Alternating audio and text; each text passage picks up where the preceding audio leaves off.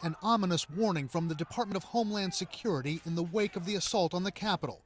A threat bulletin today saying anti-government, violent extremist groups opposed to the transition of power could continue to mobilize to incite or commit violence in the coming weeks. What soft locations across the country may be targeted by these folks? Does it include critical infrastructure? Does it include houses of worship? We need to be prepared for all threats against across a multitude of venues in this country.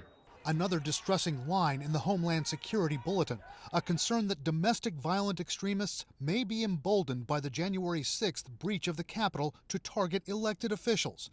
Multiple sources also telling CNN tonight there's growing concern about the safety of some lawmakers when they travel outside of Washington, D.C.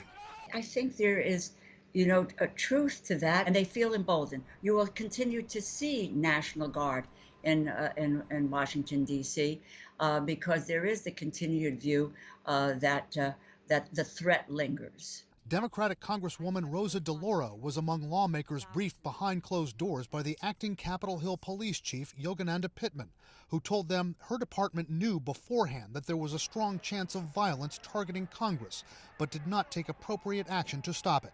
I shook my head in disbelief. The question is, why wasn't it acted on?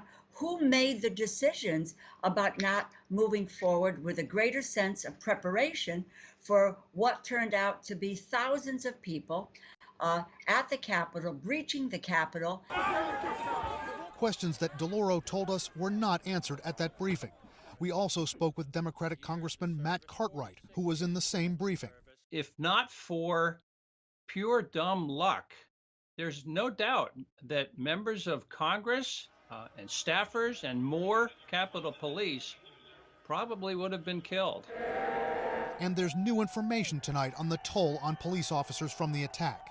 Acting D.C. Police Chief Robert Conti told Congress 2 officers, one from his department, one from the Capitol Hill Police, took their own lives in the aftermath of the riots.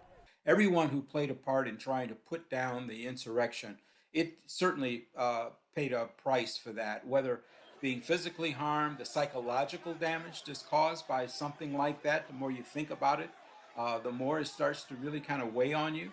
New information on charges tonight, including a father and son from San Antonio who were in Washington for a birthday celebration, charged with entering a restricted building and disorderly conduct. And the FBI says Trump supporter Ian Rogers from California was charged after investigators discovered 5 pipe bombs at his home, dozens of weapons, and texts indicating he wanted to attack places associated with Democrats.